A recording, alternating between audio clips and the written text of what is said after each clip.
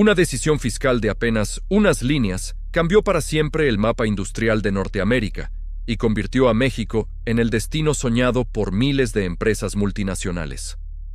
Todo comenzó en las salas de juntas de corporaciones gigantes, donde equipos de analistas financieros pasaban noches enteras revisando hojas de cálculo. Los números no mentían. Producir en Asia ya no era tan rentable como antes. Los costes de transporte se habían disparado, los salarios en China crecían sin parar, y los riesgos geopolíticos amenazaban cadenas de suministro enteras. Era hora de buscar alternativas.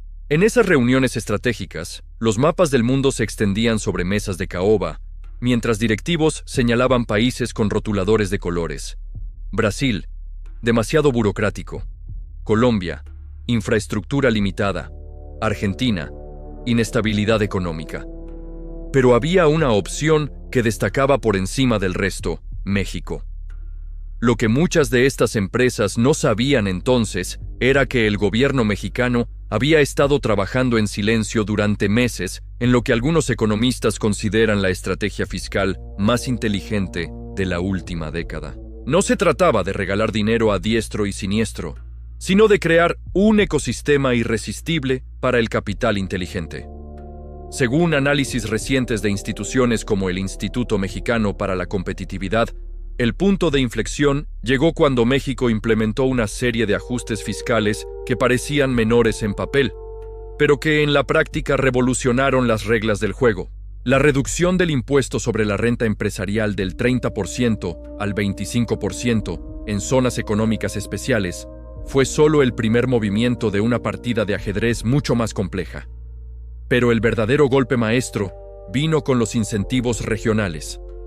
Estados como Nuevo León, Jalisco y Guanajuato comenzaron a ofrecer paquetes personalizados que iban más allá de las reducciones fiscales tradicionales.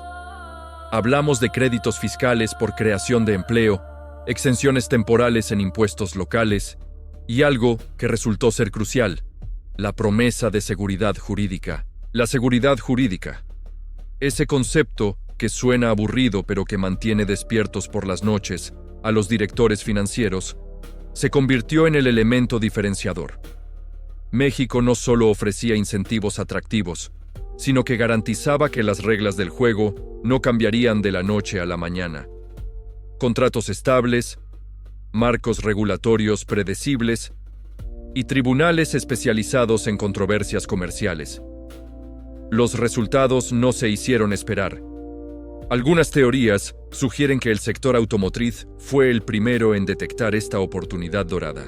Empresas como Tesla, que había estado considerando expandir su producción fuera de Estados Unidos, de repente encontró en México una combinación irresistible: mano de obra cualificada, proximidad al mercado estadounidense y ahora incentivos fiscales que hacían que los números cuadraran perfectamente.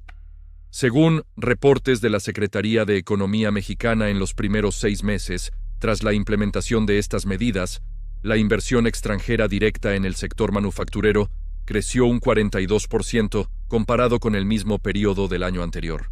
Pero lo más impresionante estaba por venir. La industria tecnológica, tradicionalmente reacia a abandonar sus bases en Silicon Valley o Austin, comenzó a mostrar un interés inusitado por ciudades mexicanas que hasta entonces apenas figuraban en sus radares. Guadalajara, ya conocida como el Silicon Valley mexicano, experimentó una avalancha de inversiones que transformó por completo su paisaje urbano. Hay quienes sostienen que el momento decisivo llegó cuando una empresa de semiconductores estadounidense, cuyo nombre permanece bajo estricta confidencialidad, según fuentes cercanas al proceso, decidió trasladar el 60% de su producción desde Taiwán hasta una nueva planta en Tijuana. La decisión, que inicialmente parecía un movimiento táctico para diversificar riesgos geopolíticos, pronto demostró ser un acierto estratégico monumental. Los incentivos mexicanos no solo reducían los costes operativos, sino que eliminaban prácticamente todos los riesgos asociados con el transporte transpacífico. Un chip fabricado en Tijuana podía estar en una planta de ensamblaje en San Diego en menos de 2 horas. Comparado con las 6 semanas que tardaba el mismo componente en llegar desde Asia, la ventaja competitiva era abrumadora. Pero la verdadera revolución estaba ocurriendo en sectores que nadie había previsto. La industria farmacéutica, tradicionalmente concentrada en Puerto Rico para el mercado estadounidense, comenzó a considerar México como una alternativa viable. Los nuevos incentivos fiscales, combinados con regulaciones sanitarias equivalentes a los estándares estadounidenses, crearon una propuesta de valor que era difícil de ignorar. Estudios recientes indican que una planta farmacéutica instalada en el corredor industrial de Querétaro podía reducir sus costes de producción en un promedio del 35%, comparado con una instalación equivalente en Estados Unidos, manteniendo exactamente los mismos estándares de calidad y cumplimiento regulatorio. El efecto dominó era imparable. Cada nueva empresa que llegaba generaba demanda para proveedores locales, servicios especializados y profesionales cualificados. Lo que había comenzado como una estrategia para atraer inversión extranjera se estaba convirtiendo en un motor de formalización económica sin precedentes. Los datos oficiales del Instituto Mexicano del Seguro Social muestran que en regiones donde se concentraron estas nuevas inversiones, el empleo formal creció a tasas que no se veían desde los años 90. Pero lo más sorprendente era la calidad de estos empleos. No se trataba de trabajos de ensamblaje básico, sino de posiciones que requerían educación técnica especializada y ofrecían salarios competitivos. En Monterrey, por ejemplo, la llegada de empresas tecnológicas generó una demanda tan alta de ingenieros especializados que las universidades locales tuvieron que ampliar sus programas de estudios para satisfacer las necesidades del mercado. El salario promedio de un ingeniero recién graduado en la ciudad aumentó un 52% en menos de 2 años. Aunque los registros oficiales no confirman todos los detalles, algunas fuentes sugieren que el impacto va mucho más allá de las cifras de empleo. Pequeñas empresas locales que antes operaban en la informalidad comenzaron a registrarse oficialmente para poder convertirse en proveedores de estas nuevas corporaciones internacionales. El círculo virtuoso de la formalización estaba en marcha. Trabajos de campo modernos realizados por el Centro de Investigación y Docencia Económicas revelan que por cada empleo directo creado por estas nuevas inversiones, se generaron aproximadamente 2.7 empleos adicionales en la economía local. Restaurantes, servicios de transporte, consultorías especializadas y hasta servicios de limpieza experimentaron un crecimiento que transformó comunidades enteras. La ciudad de León, Guanajuato, tradicionalmente conocida por su industria del calzado, se convirtió en un caso de estudio fascinante. La llegada de empresas del sector aeroespacial no solo diversificó su economía, sino que elevó los estándares tecnológicos de toda la región. Empresas locales de cuero que llevaban décadas operando con métodos tradicionales, de repente se encontraron implementando sistemas de trazabilidad digital y control de calidad que rivalizaban con los mejores del mundo. Lo más intrigante de todo este proceso es que México no estaba regalando dinero, como algunos críticos inicialmente sugirieron. Cada incentivo fiscal estaba cuidadosamente estructurado para generar un retorno positivo para el erario público a mediano plazo. Los empleos creados generaban impuestos sobre la renta, el consumo aumentaba la recaudación del IVA y la formalización empresarial ampliaba la base tributaria. Según cálculos preliminares de la Secretaría de Hacienda, por cada peso en incentivos fiscales otorgados, el gobierno recuperaba aproximadamente 2 pesos y 40 centavos en nueva recaudación generada por la actividad económica adicional. Era, en esencia, una inversión que se pagaba sola. La transformación no se detuvo ahí. Los efectos secundarios de esta estrategia fiscal comenzaron a materializarse de formas que ni los arquitectos de la política habían anticipado completamente. El sector energético experimentó cambios particularmente llamativos. Algunas teorías apuntan a que las empresas de energías renovables encontraron en México no solo incentivos fiscales atractivos, sino también una ventaja natural que había pasado desapercibida durante años: Los desiertos del norte del país ofrecían condiciones solares ideales, mientras que las costas proporcionaban vientos constantes para la generación eólica. Una multinacional europea del sector solar, según fuentes no oficiales, estableció su centro de operaciones para toda América en Hermosillo, después de realizar cálculos que demostraban que la energía producida allí costaba un 60% menos que en sus instalaciones tradicionales de Arizona. Los nuevos marcos fiscales convertían una ventaja natural en una oportunidad de negocio irresistible. Pero quizás lo más fascinante estaba ocurriendo en un nivel que raramente aparece en los titulares de los periódicos económicos. Las ciudades medianas, esas que nunca habían figurado en los mapas de inversión internacional, comenzaron a experimentar transformaciones que desafiaban toda lógica previa. Aguascalientes, una ciudad que hasta hace pocos años era conocida principalmente por su feria anual, se convirtió de manera casi inadvertida en un centro de innovación automotriz. Empresas japonesas y alemanas establecieron centros de investigación y desarrollo que empleaban a cientos de ingenieros mexicanos que previamente habían emigrado a Detroit o Stuttgart en busca de oportunidades. Los datos del Consejo Nacional de Ciencia y Tecnología revelan que el número de patentes registradas en estados que implementaron estos incentivos se triplicó en apenas 18 meses. No se trataba solo de producción manufacturera básica, sino de innovación real generada en suelo mexicano. El fenómeno generó efectos inesperados en el mercado inmobiliario. Ciudades como Mérida experimentaron una demanda tan alta de viviendas para ejecutivos internacionales que se construyeron complejos residenciales enteros diseñados específicamente para satisfacer estándares internacionales. Piscinas, gimnasios, escuelas bilingües y centros comerciales que parecían trasplantados directamente desde suburbios californianos. Trabajos de campo recientes sugieren que este crecimiento urbano no fue caótico, sino sorprendentemente planificado. Los gobiernos locales, anticipándose a la llegada de inversiones masivas, habían comenzado a modernizar sus infraestructuras meses antes de que llegaran las primeras empresas. Nuevas autopistas, sistemas de tratamiento de agua, redes de fibra óptica y hasta hospitales privados con certificaciones internacionales. En Saltillo, la transformación fue tan radical que visitantes que no habían estado en la ciudad durante 5 años afirmaban no reconocerla. Torres de oficinas, centros de convenciones, restaurantes internacionales y una infraestructura de transporte que rivalizaba con la de ciudades mucho más grandes transformaron completamente el paisaje urbano. Los efectos en la educación resultaron igual de sorprendentes. Universidades que durante décadas habían luchado por atraer estudiantes de calidad, de repente se encontraron con listas de espera. El Tecnológico de Monterrey expandió sus campus en 6 ciudades diferentes para satisfacer la demanda de profesionales especializados que las nuevas empresas requerían.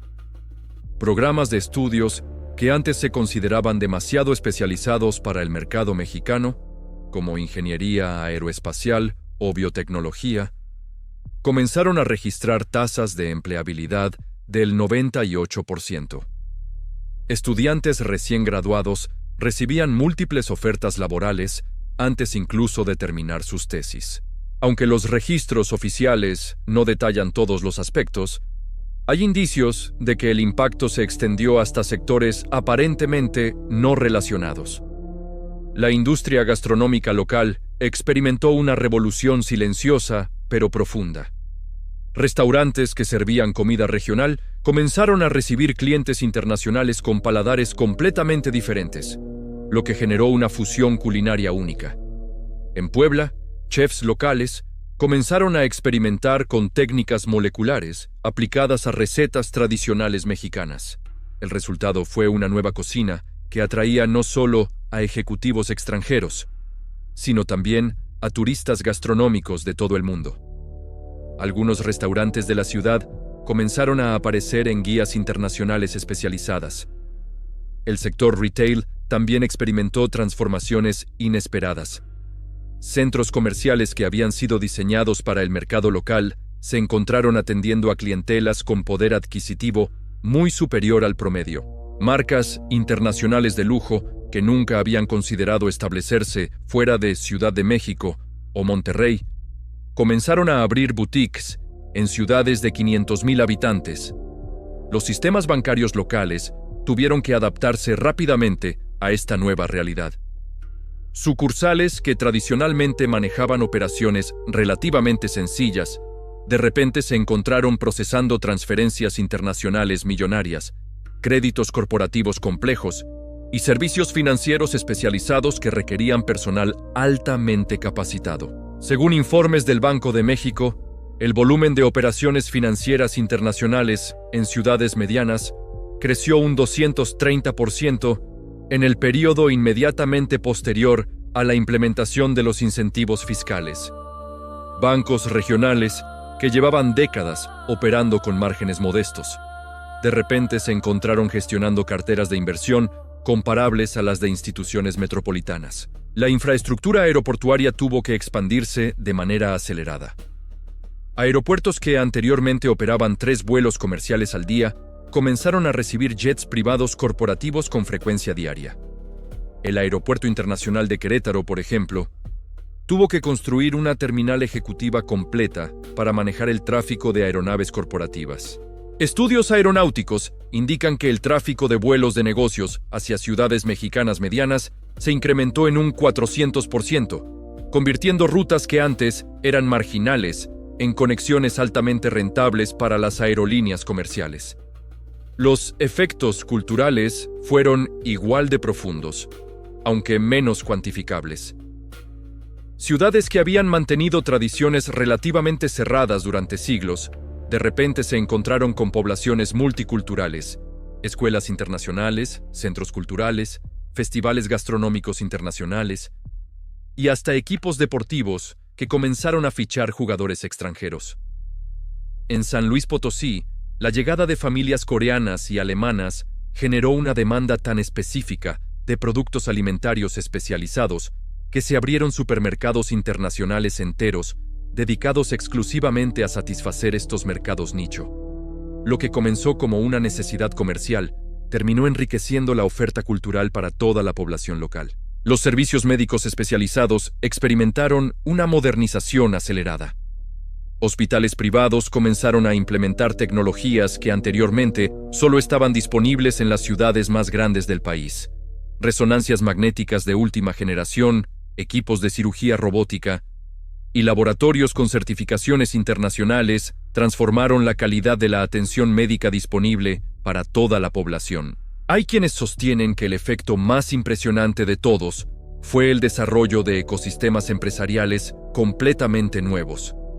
Clústeres industriales que combinaban empresas multinacionales con proveedores locales, universidades, centros de investigación y startups tecnológicas en un modelo que recordaba al Silicon Valley, pero adaptado a la realidad mexicana.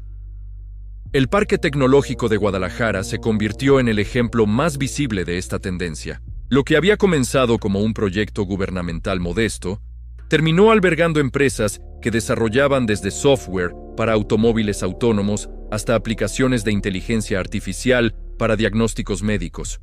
Todo esto generado por equipos mixtos de ingenieros mexicanos y extranjeros, trabajando en colaboración. Según análisis de la Asociación Mexicana de la Industria de Tecnologías de Información, el valor de las exportaciones de software mexicano se multiplicó por 7 en los 3 años siguientes a la implementación de los incentivos fiscales.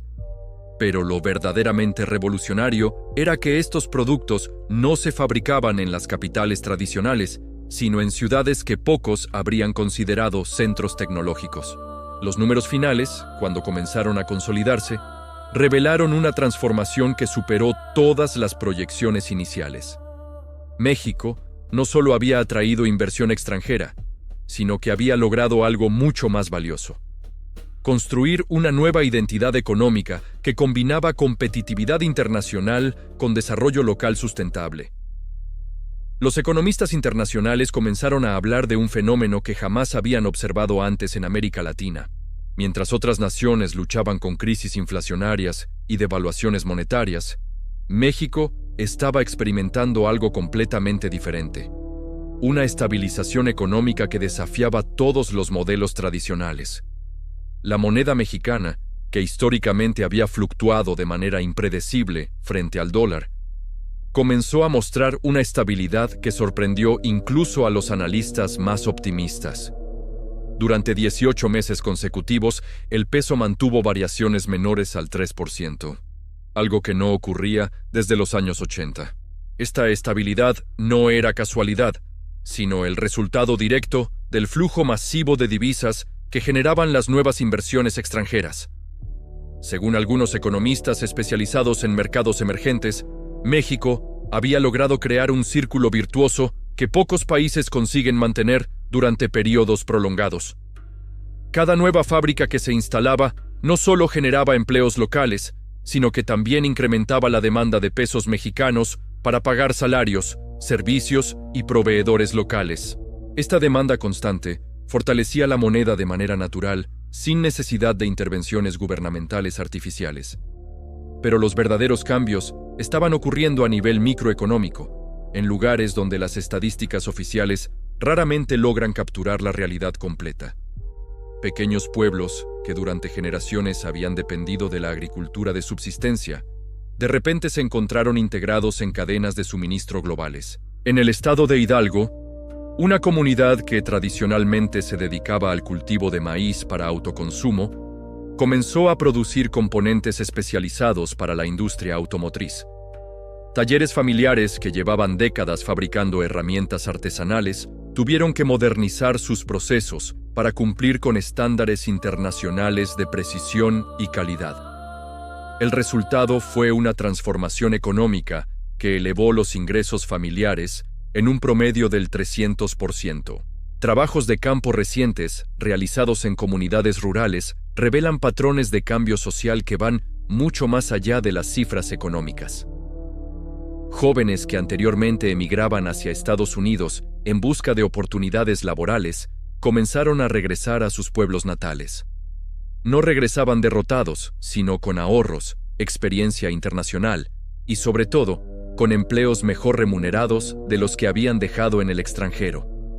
El fenómeno generó lo que algunos sociólogos denominan migración inversa selectiva. No se trataba de un retorno masivo y desorganizado, sino de profesionales mexicanos que calculaban estratégicamente cuándo y dónde regresar para maximizar sus oportunidades profesionales. Ingenieros que habían trabajado en Detroit regresaban a Guadalajara para liderar proyectos de investigación automotriz. Programadores que habían desarrollado su carrera en Austin encontraban en Monterrey oportunidades que combinaban salarios competitivos con costes de vida significativamente menores. Los datos del Instituto Nacional de Migración muestran que, por primera vez en 4 décadas, la balanza migratoria hacia Estados Unidos se había equilibrado. El número de mexicanos que regresaban al país era prácticamente equivalente al número de los que emigraban. Pero lo más sorprendente era el perfil de quienes regresaban. Profesionales altamente cualificados con experiencia internacional que se convertían en catalizadores de innovación en sus regiones de origen. Esta reversión migratoria generó efectos multiplicadores inesperados. Profesionales que regresaban no solo ocupaban puestos de trabajo existentes, sino que creaban empresas propias, aprovechando tanto su experiencia internacional como su conocimiento del mercado local. Pequeñas consultorías especializadas, empresas de logística, startups tecnológicas y servicios profesionales que anteriormente solo existían en las grandes capitales, comenzaron a proliferar en ciudades medianas. En Celaya, por ejemplo, un grupo de ingenieros mexicanos que había trabajado durante años en la industria aeroespacial estadounidense, fundó una empresa especializada en componentes para drones comerciales. La compañía no solo satisfacía la demanda de empresas multinacionales establecidas en la región, sino que comenzó a exportar sus productos a mercados tan diversos como Canadá, Brasil y Alemania. Aunque los registros oficiales no confirman todos los detalles, hay indicios de que este fenómeno se estaba replicando en sectores completamente inesperados. La industria cinematográfica, tradicionalmente concentrada en Ciudad de México, comenzó a considerar locaciones en estados que ofrecían no solo paisajes diversos, sino también incentivos fiscales específicos para producciones audiovisuales.